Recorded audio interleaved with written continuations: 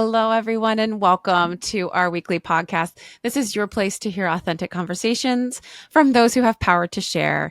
My name is Amy Vaughn, and I am your host. And I'm so excited to have all of you here with us.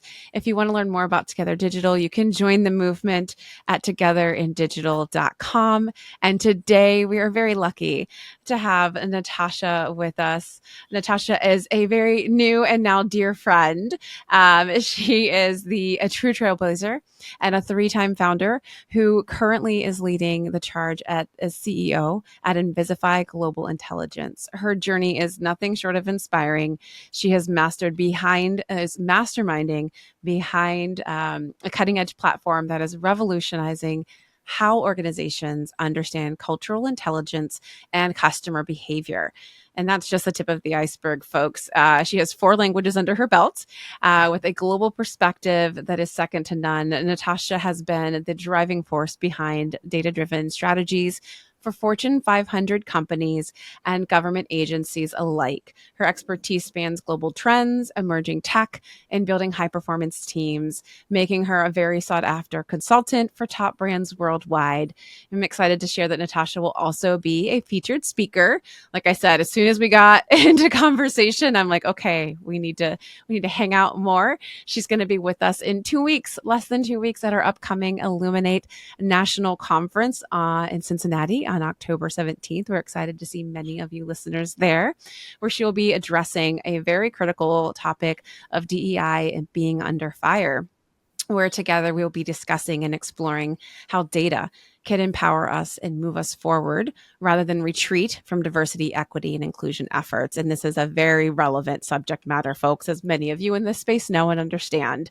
And I think it's a very unique perspective that Natasha has to share. So I'm excited to have her on stage, along with another friend of ours, Lizette, who's doing some very important work with the UN in the same vein. So when Natasha is not just shaping the future of critical intelligence in tech or advocating for data-driven DEI strategies, you'll find her sharing her wisdom as a speaker and actively contributing to the business community throughout her many board memberships. So everyone, please welcome Natasha. Thank you, Natasha, for being here to share your insights on mentorship and sponsorship and navigating the unique challenges that women that are capable and competent and amazing like you often face and feel like they maybe have to do alone. Thank you so much for having me. I'm so excited to have this conversation, mostly because this is such an important topic. Mm-hmm. And oftentimes we don't really have the time to explore and really understand the impact, the sponsorship, and really means and how we can really help us. So, mentorship, sponsorship has been incredible in my journey. And I can talk for hours about the importance of mentorship. And Mm-hmm. I think this platform is just perfect for that Yeah. because you really have an audience. They have walked through a lot of the same challenges, Mm-hmm. and they can share incredible stories. So I'm so excited about joining this audience today and being part of the conference in 2 weeks. The conversation is going to be incredible and so relevant in Mm-hmm. what we're facing women's today, and making sure that we are all sharing the experience and knowledge and empowering one another Mm-hmm. because we have a lot to get done so the next generation of women's leaders have a much easier path than what Yes. we did. But still, I think part of the challenge is how do we enjoy a journey. So I there love is that. no bad experiences, only learnings. Right, exactly. What did we learn from this? Because everyone goes through various ups and downs and struggles. And you've had a very impressive career. You are a 3-time founder and now a CEO of Invisify Global Intelligence, as I mentioned earlier. And as you said, mentorship and sponsorship have played a critical role in your journey thus far. But I'd love for you to kind of walk our listeners through what that journey has looked like for you. Yeah, and I think, looking back in my journey, Mhm. especially in the United States, when I came to the US, I was an exchange student. I came for a program at The Ohio State University. And my professors, they were fluent in Spanish because they were Mhm. teaching actually in my home country, which is Argentina. So when I came to OSU, I didn't feel the need to learn the language. Mhm. I was fluent in French and Mhm. I love the French language. So I had no interest in learning English at that time. Right. Um, so when I met my husband and we got engaged, I was like, oh my God, this could be home. Mm. And I'm going to have to learn the language. And Mhm. I graduated, I graduated as an architect. And being an architect and working in a technical field, it really allowed me to get immersed in Mhm. the workforce, get immersed in the culture of my community, and learn the language at the same time. But I'm so grateful and so thankful they actually companies decided to hire me, even though I couldn't really speak the language. But clearly, my design and my ideas from an architecture standpoint Mhm. was compelling enough to open that first door. And I think Yeah. from there, um, it, one, I think it was asking for help will really Mhm. help me along the way. Just making sure there was letting them know that what I didn't know and what were the areas I needed support, and making Right. sure that I was aligning myself with those Mhm. individuals. They wanted to be part of the journey, that they wanted to help me and be successful. And I think part of that, looking back, is two takeaway. I think one was identifying perhaps individuals that could relate on my experience, Mhm. either because they were like a first or second generation, perhaps Right. immigrant United States, or they Mhm. remember the moms or the grandparents, and they felt some empathy. Yeah. So that was one. And number two, again, like I said, asking for Yes. help. I think we women oftentimes tend to be a little bit more shy Mhm. about it. And when you are put in some extreme situations, Mhm. you realize that when you actually speak out of the problem, Right. many solutions might be presented to Right. yourself. If you didn't ask, Mhm. perhaps you have never seen some of those options and some of those solutions. But I think, looking back, and, I'm very excited, very proud that I'm a three-time founder, but I think that is kind of like that drive of no seeing obstacles and challenges Mhm. as just determine that I cannot pursue my dreams, but Right. more so as a challenge, and trying to figure out what is it that I need to do, what is the path that I can find, what are some of those allies that I can find in Mhm. my community so I can really fulfill my dream. And I think one of my motto is like, I want to live with no regret. Um, Right. and part of that is really focused on my professional journey, that I don't want to Right. live with regret. Mhm. I love it. I agree wholeheartedly with you there. It's like you got just one life. It's like we got to make it count, right?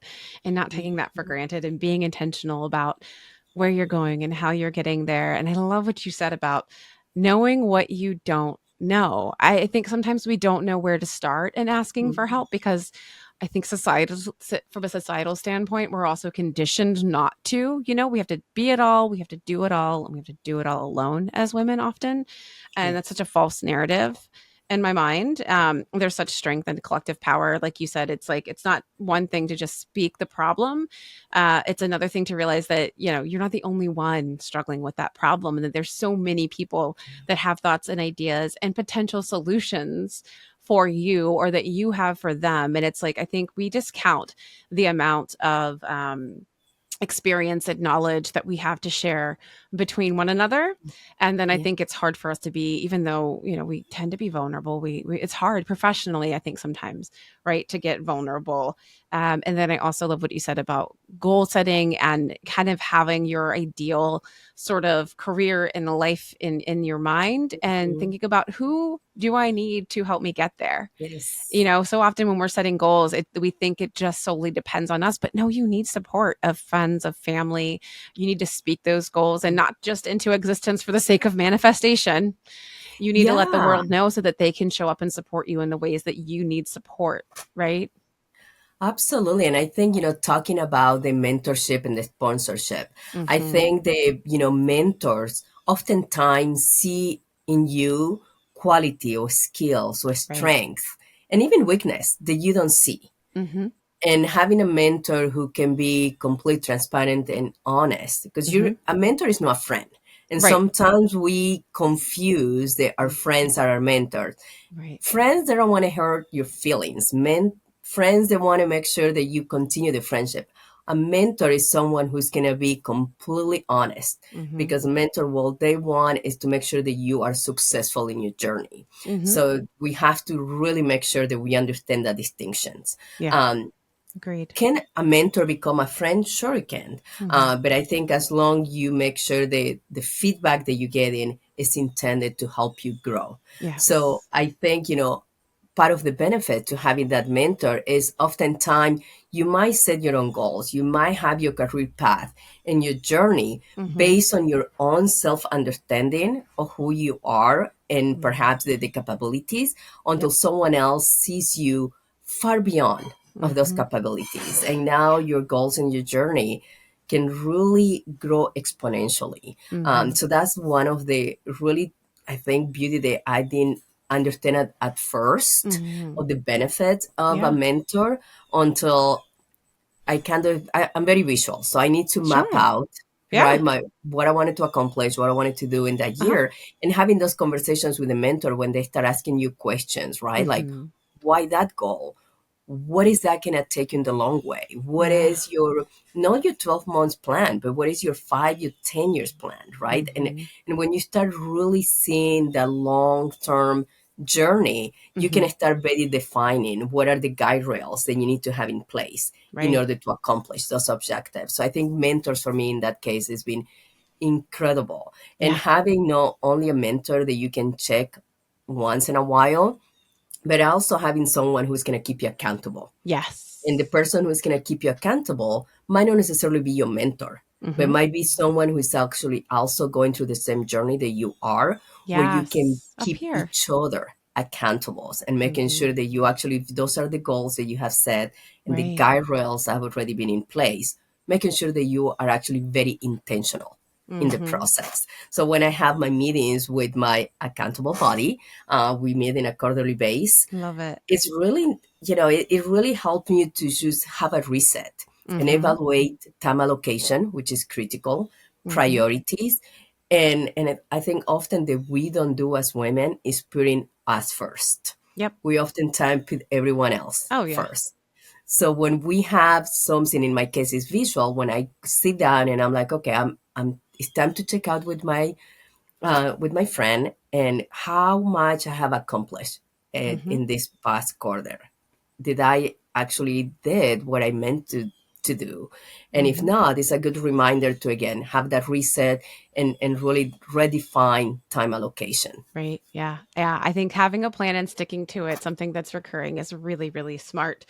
I think for me, I like to look for mentors that are my disagreeable givers. I've talked about this book so many times now. I won't go into depth about all of it. So you guys can just look into it. It's Adam Grant's Give and Take.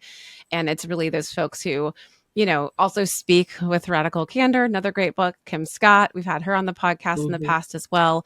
People who will tell you the things that you don't always want to hear, but you need to hear. Like you were saying, they are your friends in the sense that they're giving you their time and they're generous with it and they're paying attention, but also they will see something that maybe you're not seeing and they're not going to be afraid to tell you straight up what it is that you need to hear, because that's what you need for growth. You need somebody that's going to push you. So that's something I look for when it comes to a mentor. Natasha, what do you look for when you look for a mentor? And I think there are different mentors based on the journey that you're Mhm. going Yeah, through, right? true. So I remember I had a great mentor when I launched my second company, Mhm. and I started in the fundraising route. And fundraising, especially for women, is extremely hard, Very because when difficult. you look at the representation from a VC to angel investor, the majorities are male Yep. and white males. Mhm. Um, so I realized I needed to have a mentor that really already walked through the same journey Mhm. that I had. So I reached out to this one incredible lady who has worked in the hardest and highly male dominated industry, which is in the oil Wow. industry. And but she did it, and she Yeah. was extremely successful. And but she was great for that phase during Mhm. that time, because I was going through the fundraising phase. And then when I launched my third company, Mm-hmm. it was a very different approach, Yeah. a different, very technology focused. So I knew they needed to find somebody they can be a little bit more understanding from a technology standpoint, Right. more so. So I think I have a collection You of do, mentors. yeah. But it's definitely No, more she's aligned with like your goals, right? Based on your objectives yes, and your goals. You want somebody with that specific, industry expertise, insider knowledge to help you kind of crack that instead of trying to figure it out for yourself, you know? Like, right, why? right. Why? And Why I take the think long way? so it's very interesting. I think one of the mentors that I first reached out when I launched my company about 15 years ago, 13 years ago, there is a company, there's online a score. I don't know if you know Yeah. score, Hmm, I do. there, right? So it's an organization. I Sure. didn't know. It was my first time launching a company. I didn't know who I can ask for help, who I can Hmm. ask. And someone mentioned about score. Going Yeah. to score, you can find a mentor that way. So I was like, I'm going to check it out. So I did. And just happened to be that the lady, you kind of fill out, what your requirements are. I didn't really understand much about finance. I didn't understood P&Ls. I didn't understood projections. So I Yeah. needed someone who can help me. I understood I had the vision for my company. I knew Hmm. what I wanted to do. I was very clear on the services. What I wasn't very clear was how can I create a financial planning for my company that was beyond the 6 months and the 12 months, but kind Yeah. of having the 5 years plan. So that's how I reached out to SCORE. I found this incredible woman who happened to be an investor, very well known in the community. I was even shocked that she was actually donating her time Uh-huh. at SCORE. So I reached out, we connected, and we clicked right That's away. So great. she accepted to be my mentor. But then, as we started to have our relationship and our meetings, she realized that actually her mentee at the Hmm. time would be a better mentor to me than she Okay. was. So she put the connection Yeah. with her mentee at the time, who became my mentor, a long time ago, and he still is. Yeah. And we developed a friendship, Hmm. but a friendship that's very clearly defined on how can we support one another Hmm. in the journey that we have. He's also a serial entrepreneur, Yeah. and now he's asked me many times to actually mentor some of his female employees, Nice.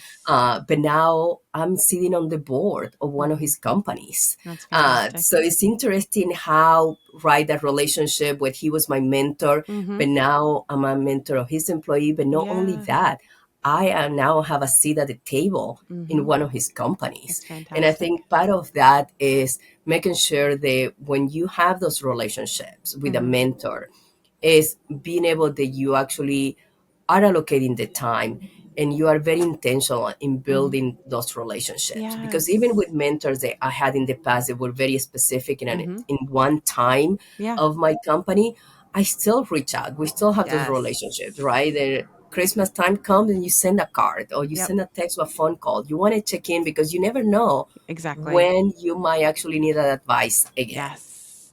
And it's such a good point. That's such a fantastic point. Anybody that is looking for a mentor or is currently a mentee, I think that's a big mistake some of us make as mentees is that we forget that it's a two-way street. So even when I'm at the table with my mentors, I'm always asking them. I always make sure that there's time before we walk away from the table to say, "How can I help you?" What is it that you're working on that you need help with? And I mean, it can be something as simple as spreading the word about an event they're working on, another big project that they're doing. Maybe they need help and resources. You know, you have something to offer as well. And that helps build that trust and relationship to show that it's a mutual two-way street, right? And then, like you said, following up, showing gratitude. I always try to send something in the way of a thank you to those who are kind of my consistent mentors throughout the year, just to let them know like how much their time means to me. And it's such a small act, but it really just helps, like you said, solidify that relationship. And the last thing you want is to be in a crisis situation and then Mm-hmm. have to be like knocking on people's doors, like begging for somebody's ear. And I say this for Yes. women in general too about networking. We tend to wait and hold off until we have a major life event, a career pivot that needs to happen, or we get laid off or fired. And then we're like, oh, now I need a network. And then all of a sudden you're banging on people's doors or calling people people up for coffee that you haven't talked to in 5 years. And Yes. it's kind of hard and it feels icky because you're like, I need something. And that's why I'm showing up. But if you work on finding ways to just make a regular habit or cadence of building those relationships and connections, one, they're rewarding because we need connection as human beings. Mhm. Two, you've got things to offer to people, when you're showing up to these opportunities, whether it's a mentor or a networking situation. And three, it just makes it feel a lot less daunting when you are in basically a big old pile of poo and things are going to hell, and you can be calling on your people saying, hey, I need your help. And they're like right there for you because you've always shown up and been right there for them. It makes it all so much easier. One thing I would like to do for those who are listening, and live listeners, please don't forget, you can jump into the chat and ask any questions that you have for Natasha while we're having this conversation. But I would love for you to help people who are maybe earlier on in their career understand what's the difference between a mentor and a sponsor. Because I don't know that everybody knows that there's a difference Yeah. and why it's important to have both. Yeah, that's a great question. I think so. So I said, and understanding, right, that you have that mentor, and we just talked about how important it is to nurture those Hmm. relationships because it's the mentor who eventually will become your sponsor, Yeah. right? So I think we talk about setting goals. You have a mentor who can help you figure out what are the objectives that you want to do.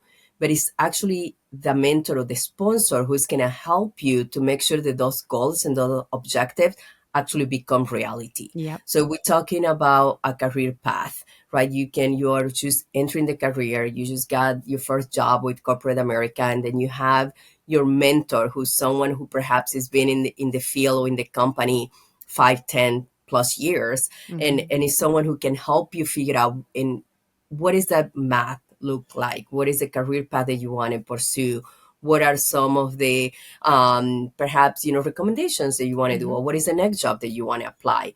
But it's actually that mentor who could potentially be, and most likely will be, when those decisions are taking place Hmm. and the decision makers are at the table, and you want to Yep. make sure that those are your mentors or your sponsors, because Hmm. those are the ones that are going to be the first one bringing your name up Yep. and highlighting the accomplishment that you have done, the goals that you have been able to accomplish. So you Yes. wanted to make sure that, again, how important it is to build those relationships, because your mentor will become your sponsor. It's that Hmm. person who is at the table when Hmm. the conversations where you are not there, Yep. and is there to highlight and really bring your name up so you can have all those opportunities. Absolutely. You are 100% right. I need to send you this article. I just read an article from the Harvard Business Review after having read another one that just made my stomach turn. I was like, oh, I was telling women to show up as in order to just in general to show up as leaders, that we had to this is what attractive leadership looks like. This is what Mm. unattractively. I'm like, okay, so Oh, that language already, yeah, let's put that yeah, to the that, door. yeah. It was not neurodivergent friendly. It was not introvert friendly. It was not gender friendly. It was just all these things. Well, then they have this other article that they published recently that talks about how women actually move up in the world. And this is to Mm-hmm. me why it's such an important topic, mentorship and sponsorship. Like you said, sponsors are the people who will speak your name in their rooms that you are not in. They have a seat at the table. They are of influence within a certain space or industry company that you are interested in, and they are either backing you by, again, validating your experience, your knowledge, who you are, or they're putting money on the table for you, Mm-hmm. literally sponsoring with money at a time, saying, I'll pay for you to attend Yes. this thing because I think you need to be in this room.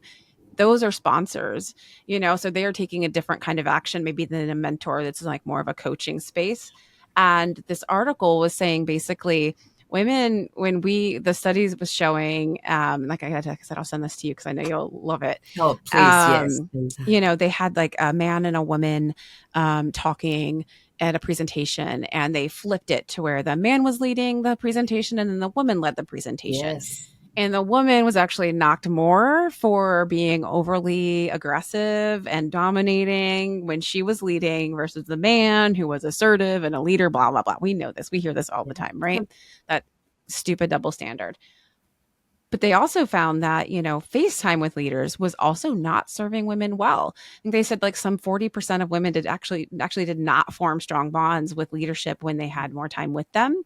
what they found is that how we move ahead is through what they called third party validation. Mm. It's when other people refer us. Yeah. It is when a friend of mine, a mutual connection of ours says, "Hey, Amy, you need to talk to Natasha because she's amazing. She runs this company and does blah, blah, blah, blah." It gives me all your Yeah. background, tells me how awesome you are. And as soon as we get on a call, it's like, I already have it in my mind that you are Yeah. validated in all these things. And so, boom, you're in, and this for Absolutely. women Yeah. is like, that's really the way that they're finding that we have to do this. So sponsorship is huge. It is huge. And yeah, and I think that that also bring another point, Mm-hmm. very important. I think we women have to be ready for those moments Yeah. because you never know when that sponsor is going to be speaking on your behalf. And it Mm-hmm. might happen that you get a text on a Yeah. Friday at 5 p.m. or a Thursday at 9 p.m. saying, "Hey, I have a meeting tomorrow morning or I'm having Mm-hmm. coffee with the Yep. CEO of company XYZ. Send Mm-hmm. me your bio, send Yep. me your resume," I love and that. you It's don't good have it ready. advice. Yeah. And then 2, 3 days later, when you send that information, it's too late. You Mm-hmm. missed that No. opportunity. So I Yeah. think it's very important that, and these are like little steps, right? It doesn't require much time, but that Yeah. your LinkedIn profile is up to date, Mm-hmm. that your picture is up to date, that you have Mm-hmm. a professional picture up to Yep. date, but also that you have a bio Yeah. that's really ready to be sent out. And that goes aligned to what are some of your goals and your objective, right? What is it that you want to accomplish? What is a career path? And making sure that you are actually highlighting the strength that Mm-hmm. you have aligned with those objectives. But Yes. I cannot tell you the number of times that I have sent an email or text saying, "Send me your resume right now. I Yeah. have this opportunity. It's perfect for you." Mm-hmm. And then I don't hear back Oh, until days later. yeah. And so we need to also making sure that how we set ourselves as a priority and what Mm-hmm. is it that we need to do to make sure that we are ready because time is Yes. critical. Yep.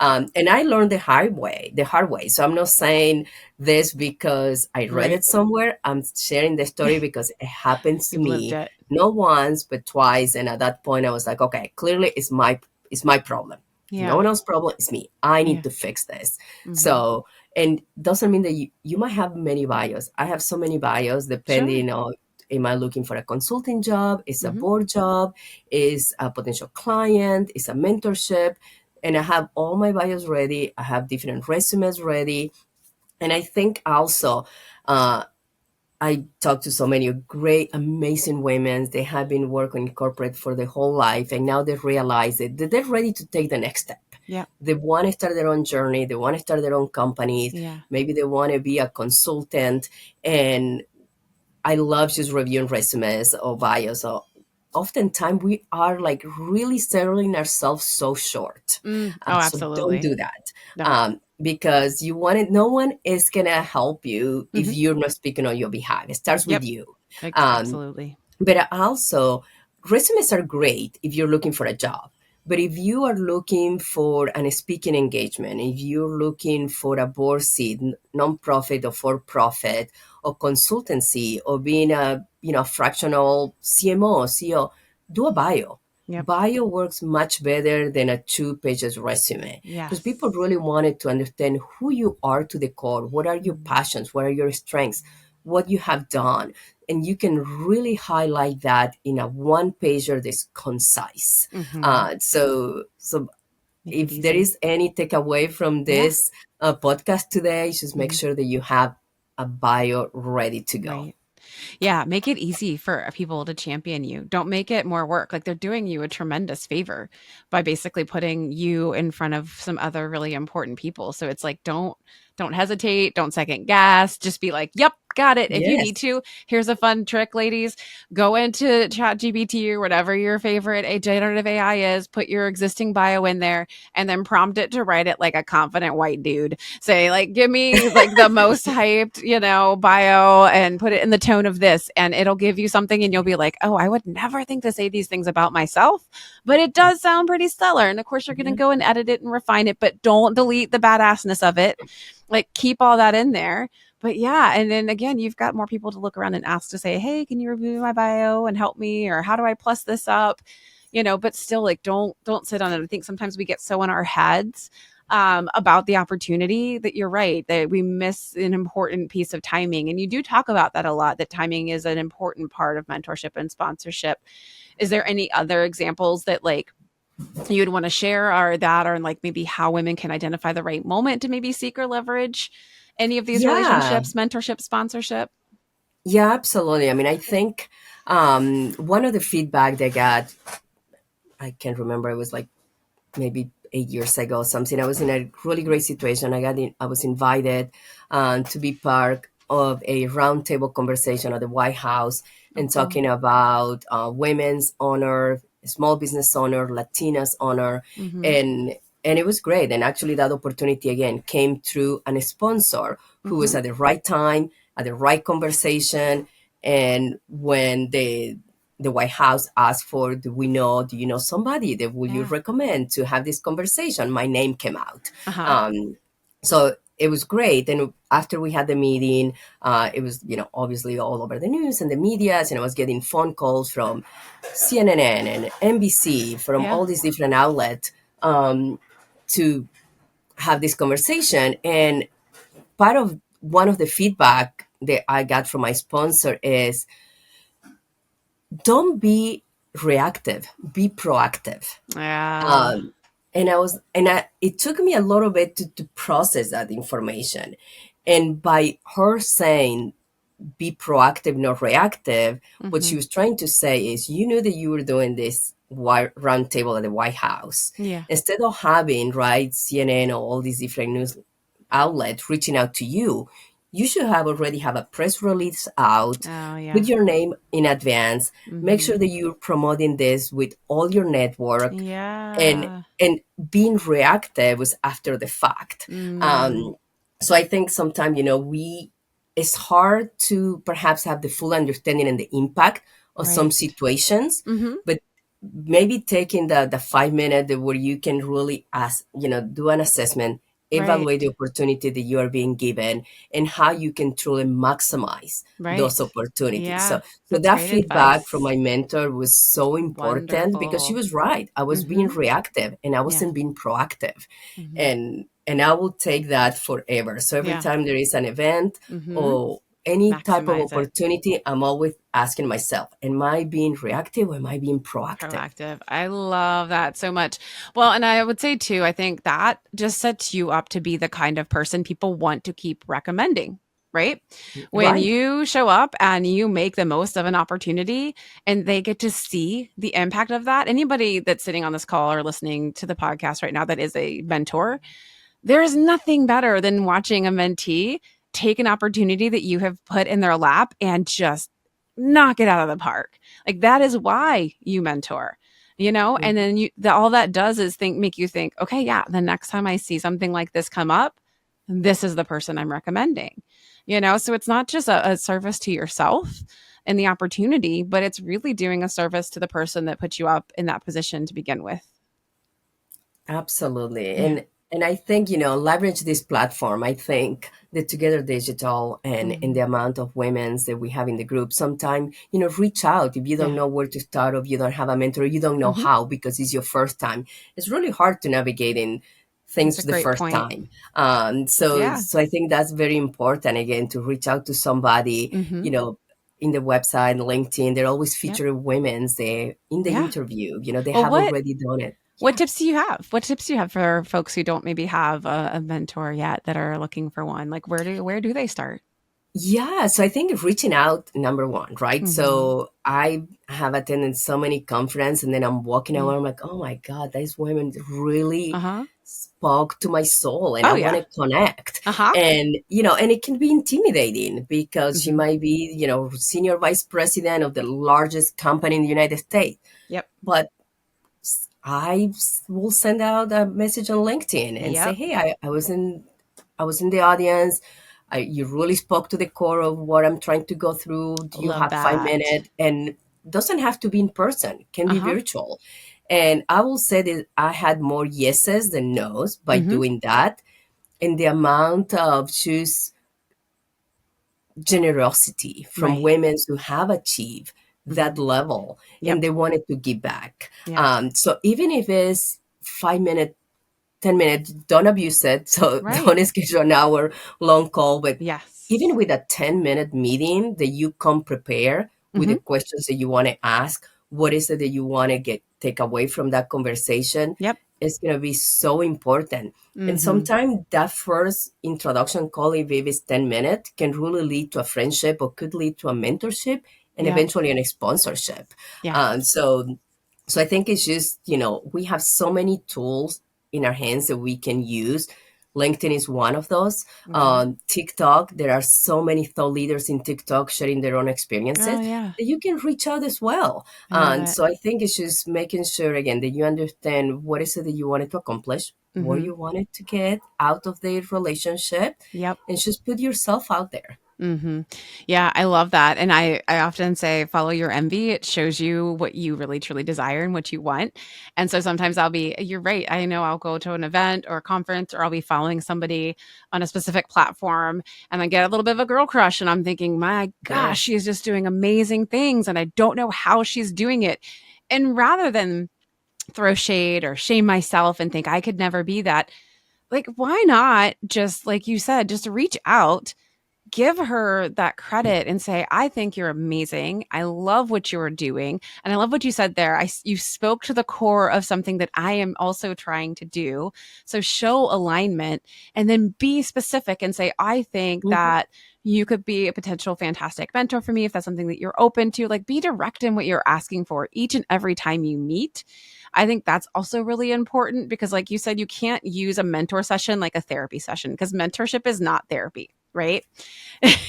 You need to have some clear objectives and you need to come a little bit prepared with something specific to sort of tackle. So this is something I just want to share, if you don't mind, a framework that a boss and a sponsor mentor taught me once that I have literally used ever since. And then I've kind of put it out there loosely because I feel like everybody has like their own way of sort of kind of coming at all of this. And I don't think mentorship is meant to be like structured specifically a certain way, but I often encourage people to at least just show up with what he called the three C's, which Mm. is a comment, which is your general status. It's so easy to remember. Comment of your general status. How are things since the last time we met? A celebration. It's a second C. Great way to slow down and be like, I did something really awesome since we last met. And then the third one is the concern, like a genuine, honest, straightforward concern, problem that you are facing. And that's usually where you spend most of the time. Usually my like comments, like maybe the most 5 minutes, if more like two, my celebration, because again, we don't really often know how to brag on ourselves and celebrate, maybe a minute. Right. Yes.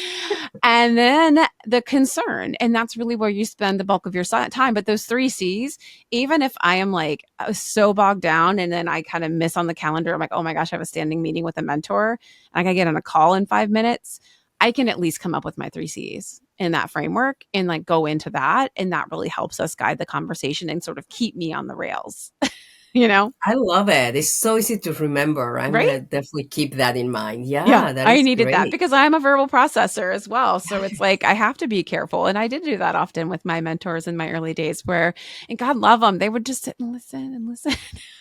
Yes. No, that's such a great advice. Yeah, I Yeah. think being, preparing is so important. That Hmm. you just show up to show Yeah. up. But Yeah. and that goes for everything in life, not just Hmm. with the relationship with mentors. So yeah, being Yeah. prepared is key. And one other thing I wanted to ask you about is this balance of being a mentor and a mentee, because I'll tell you, I am surprised not only by how many women don't currently have a mentor, and then so they're not like in that mentee space, but how many women don't even seek to be mentors. I'm like, wait. This should kind of just be like you should in my opinion, I don't even care how many years of experience you have or how old you are. I don't know if you agree with me or not. I don't think I'm ever going to not need a mentor. What do you Yeah. think? Oh, absolutely. 100%. I mean, we always need a mentor. Yeah. Always. And I think it could be intimidating, right? So I think the Mhm. first time that someone asked me if I can be a mentor, I was like, oh my God, no, I'm not prepared. Like, how can I be a mentor? Like, Mhm. no. But it's really not a requirement. There is no a No. description of what No. the mentor should look like. It's Mhm. making sure that you are thoughtful, that you care, that you're generous, that you can actually have empathy for Mhm. the person that you are in front, and making sure that you actually really care on making an impact. Yeah. So it doesn't have to be that you have reached and you're now in the C-suite executive, because again, we all Right. need mentors with Mhm. all different knowledges and experience and background, and every single one brings something very unique to the table. So I think, it's just putting yourself out there, Yeah. learning to say more yes than Mhm. no.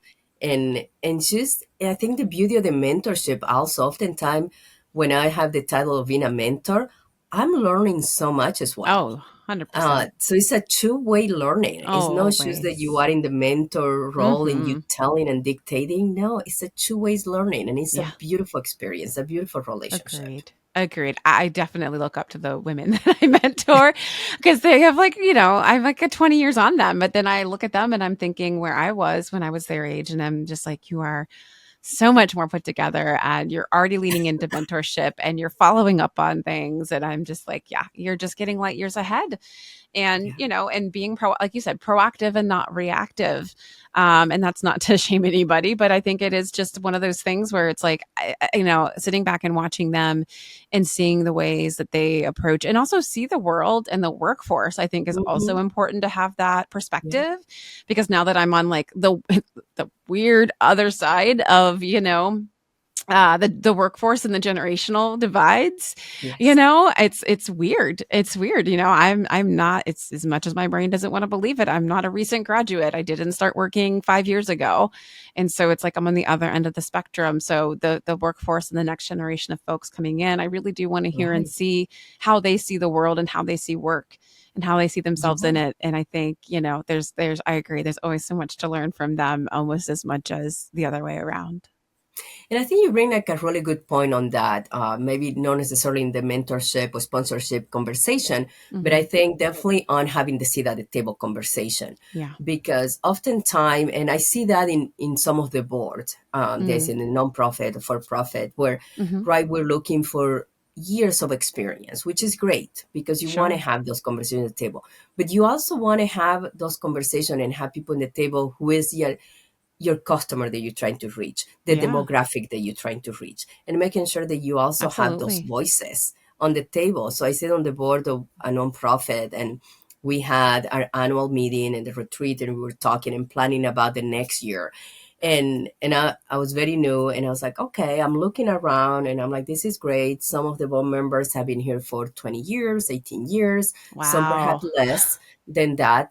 But it was very striking that there was no Mhm. one on the room that is a community we're trying to serve. Oh, So how wow. can we Yeah, who's the voice of the create customer? a plan? How can we create what are the goals if we Mhm. don't have that voice on the table? The individuals who are really being impacted by, Yep. or the individuals who are going through that program. So I think Mhm. sometimes we need to really take a step back, take a look, understand what is the impact that we wanted to do, and who are the voices that need to have. We Mhm. need to have at that table. Yeah. So the goals that we create and the products, the solution that we creating are relevant and Yeah. are a true representation of Mhm. those needs or problems that we're trying to solve.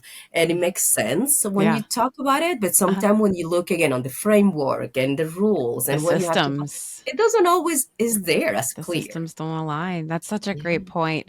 I mean, sort of on that note, obviously with your business and what you do, you talk a lot about cultural intelligence, and it's a big part of the work that you do. How do you think that intersects with mentorship, especially with for women with diverse backgrounds? Like, Mhm. how would you speak to that? Yeah, I mean, culture is just such a great topic of conversation. It's Mhm. been around for so many, forever, right? Since Yep. humans were alive. I think now that we're starting to take a little bit more serious conversation and understanding the impact of culture, especially in the workforce. Yeah. So I think, and you mentioned about the age gap, right? We see in this generation, especially in the workforce, right? The Mhm. Gen Z entering the workforce, Yep. and we still have the boomer generation in the workforce. So Mhm. we're really having like 4 or 5 generations Yeah. right now in one space. Mhm. Um, and each one brings in a very different experience. So we're starting to see such a diverse uh, population in the Yeah. workforce, and it's not only, sometimes when we're talking about culture, people think, oh, it's ethnicity, and it's Right. not. It's lifestyle, it's It education, is. it's age, it's Mm-hmm. gender.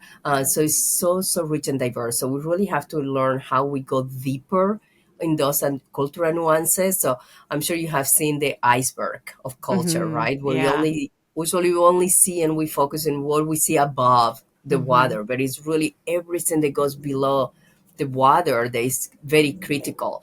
So from a cultural standpoint, one of the interesting, I think, perhaps experiences that I had right after the pandemic, right? We starting to going back into the workforce, perhaps not 5 days a week, might be two, might be three, Yeah. and companies trying to be more intentional about what is a pipeline of talent, what does it look Mm-hmm. like, and really from a cultural standpoint, right?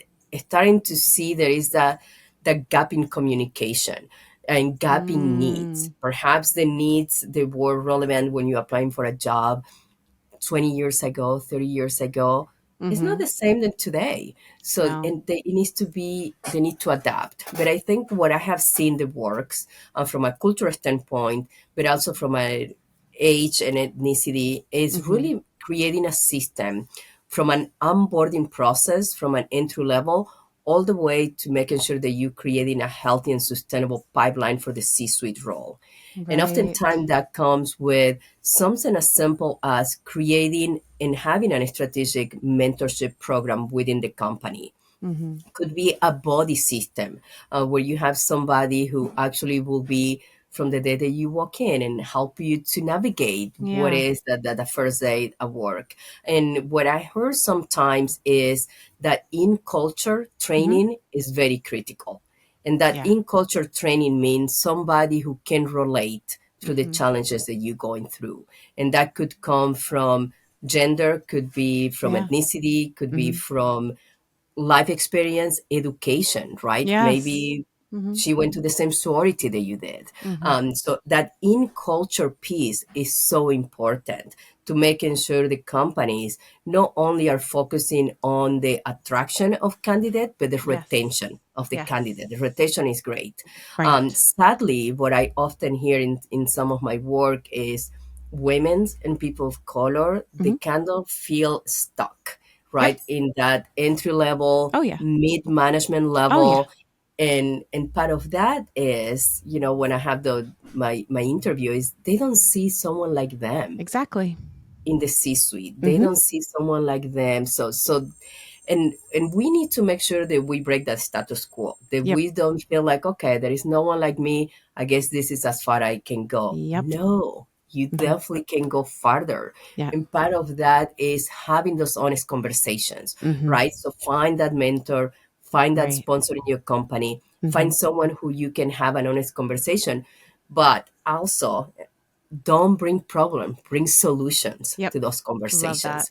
So if you see an opportunity, if you see a problem within the company and your own company, Right. making sure that you also come prepared with solutions. And Mm-hmm. how can you create a strategic program perhaps that can not only helps you but Mm-hmm. help the company as a large. Yep. So I think Yeah. having some of those more strict ERG programs are great, but sometimes a bit limited in funding, so Yeah. they can only do so much. Yeah. But that is when it counts. Perhaps when Mm-hmm. you might know some organizations Mm-hmm. that are supporting Yeah. additional level, like Together Digital, where they Mm-hmm. can actually be an arm of Yep. those ERG groups, and Yes. how you can be more strategic and how can be providing additional support to what Mm-hmm. the company already has so that the impact is Yeah. greater.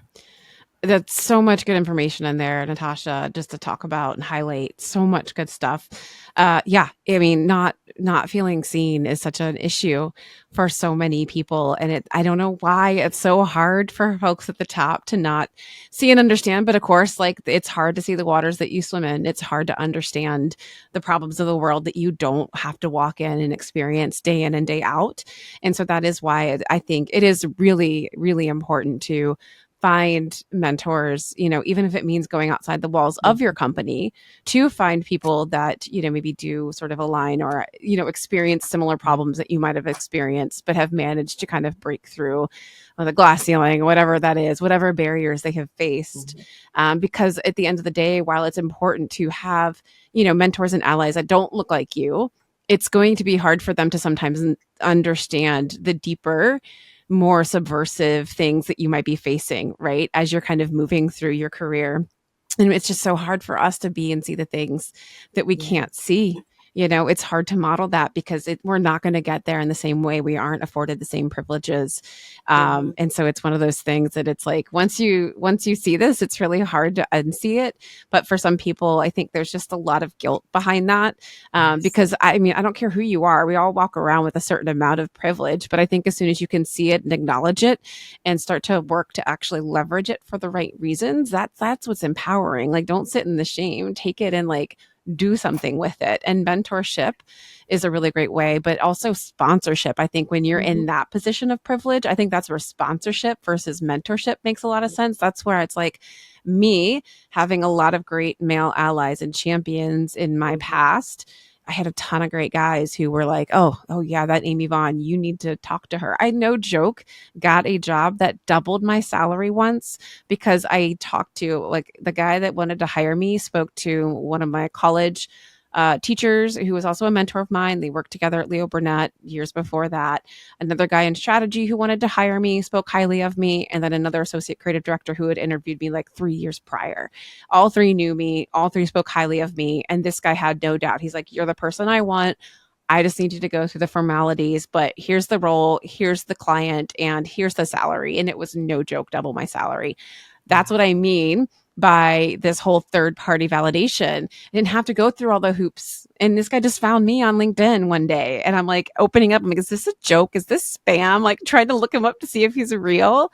And it's one of those things where, you mentioned ERGs. I Mhm. love the intent of ERGs. I think where they rub me the wrong way is that we often ask people who are in those marginalized groups to create the safe spaces and to do the work of bringing content with limited funding and Correct. resources. And you're asking people who are already being like overutilized and underpaid typically for Yes. their roles to now do more free work to make everybody else that looks like them feel comfortable. Yes. And that's what Yes. drives me nuts. And that's why we have groups like Together Digital, because I think we can be that safe space and extension of your company and culture. We are a partner. We're the kind of organization that is going to help your women feel more seen, heard, valued, and assured that there is a path forward. And that even though there might not be people at the top that look like them, there are women that are moving through the industry Mhm. that look like them, and that there is a way forward. And, I was a member first, as many of our listeners already know.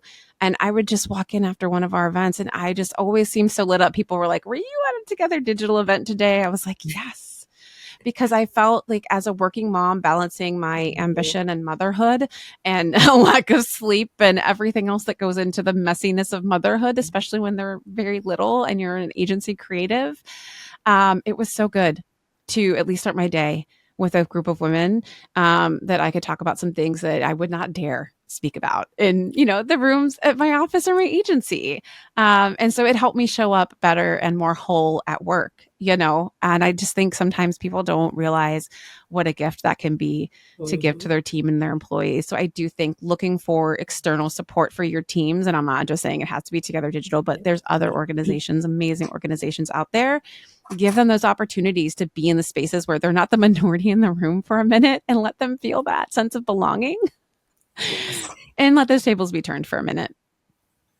Absolutely. And that's actually a great way also to find a mentor, right? Yes. Mhm. Volunteer in some of those organizations. Mhm. And if there is something that you wanted to explore and perhaps you don't know how, Mhm. join a committee. Yeah. And in the committee, you're going to really learn so much about it by individuals that have, the subject matter expert Yeah. in that industry. But also that's how you start building your own community and finding those Absolutely. mentor and sponsors. I think, allocating that time, join organizations, show up to those Mhm. meetings, go to those events is going to be so important in your Yeah. journey. It is. It is. And you bring up a good point there too, as well. Like even your peers can serve as mentors because even if somebody's just like a half step ahead of you, they're like living it or they just lived it. So like how fantastic is it to be like right there with somebody that truly remembers what it was like to be in your shoes? All right. This question, I'm not sure if you don't have like an exact example. I know that like data, we're both data nerds and a lot Hmm. of what you do is centered around data. But I was just wondering if there was ever any instance where a data driven insight helped either you or your mentee make a critical career decision. Because sometimes when you're kind of looking at things, it's like it's hard to know what to pinpoint and what to move on, where and when. Yeah, no, I mean, I think, this is perhaps something that we can all relate. And, part of the data that we do is really understanding consumer behavior, is Hmm. understanding emotions, understanding pain points. And it could be either in the workforce or it can be from products that we use and consume every day. Hmm. And it was very interesting in one of the work a few years ago that we started in the CPG industry, in the beauty industry in particular. And we were working with a hair care brand. Uh-huh. And they were really trying to figure out, how much can we find influencers? We're coming out with this product. We love it. It's great. And oftentimes brands, they're like, we know it all. We know Yeah. our audience. We Uh-huh. know who our customer is. And we're like, okay, great, but let's just tell the data, tell Hmm. us the story. Let's Yeah. just see I and love that. and really being able to understand from the consumer perspective and perhaps Mhm. not from the brand perspective.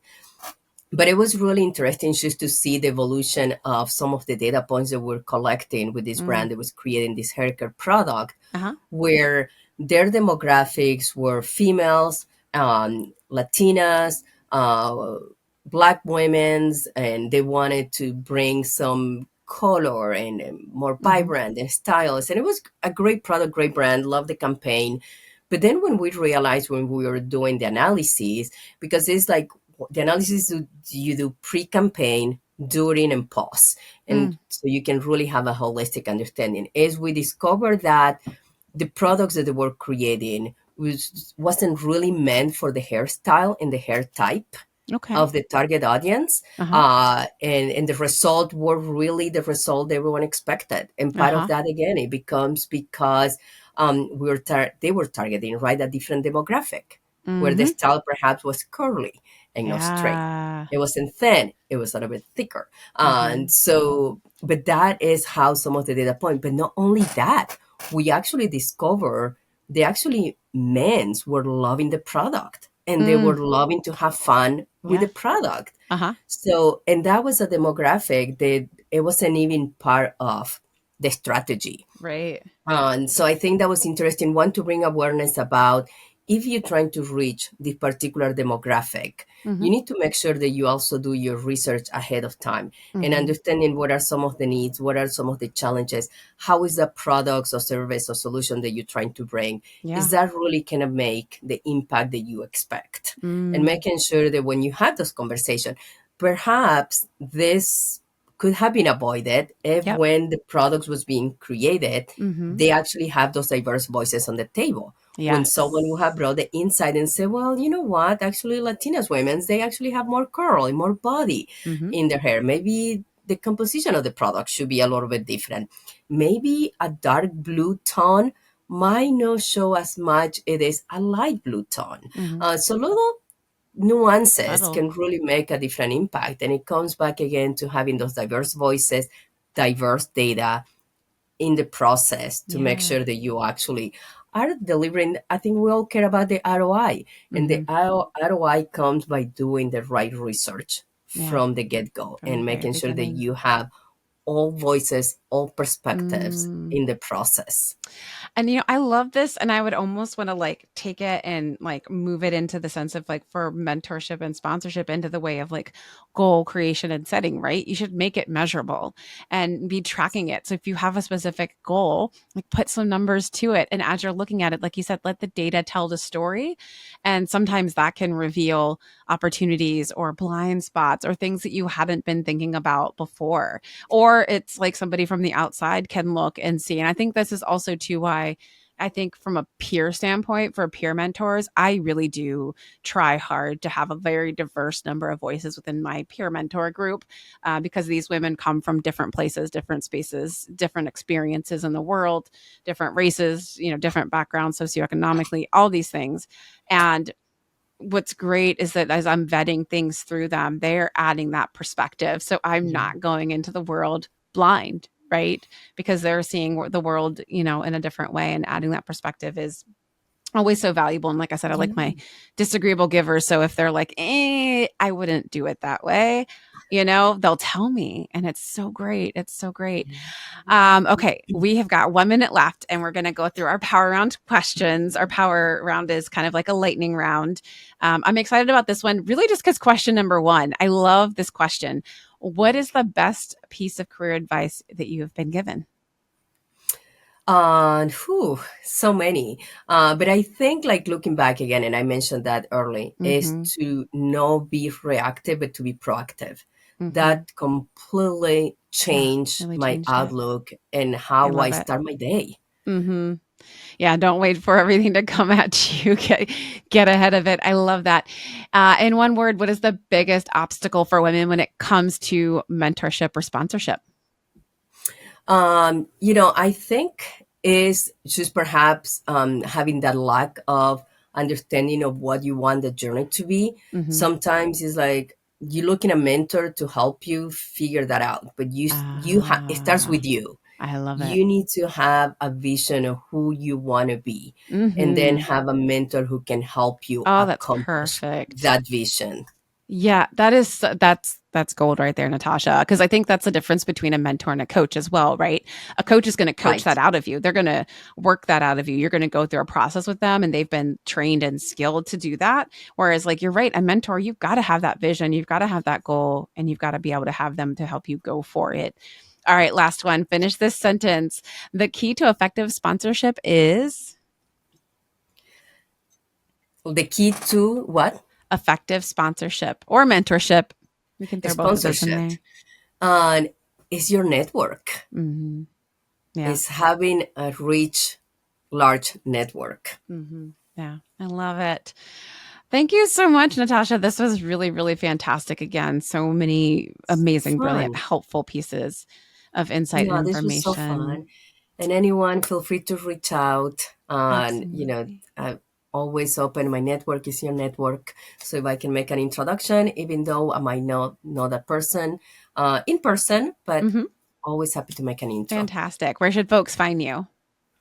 Uh, Super easy. My name, Natasha Pongonis, and is all my social media tag is at Natasha Pongonis or Uh-huh. N Pongonis. So you can find me on Instagram or in LinkedIn. Awesome. All right. Folks, I encourage you to do it. She put it out for out there. Time is of the essence.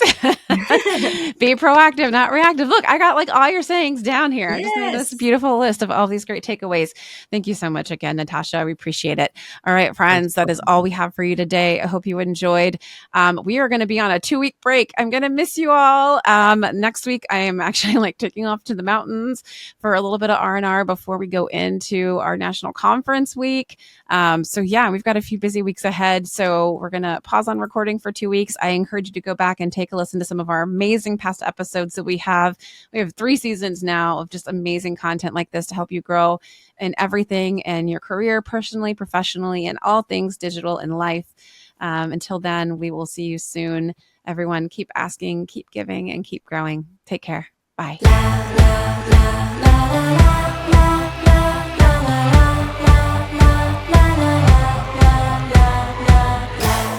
Produced by Heartcast Media.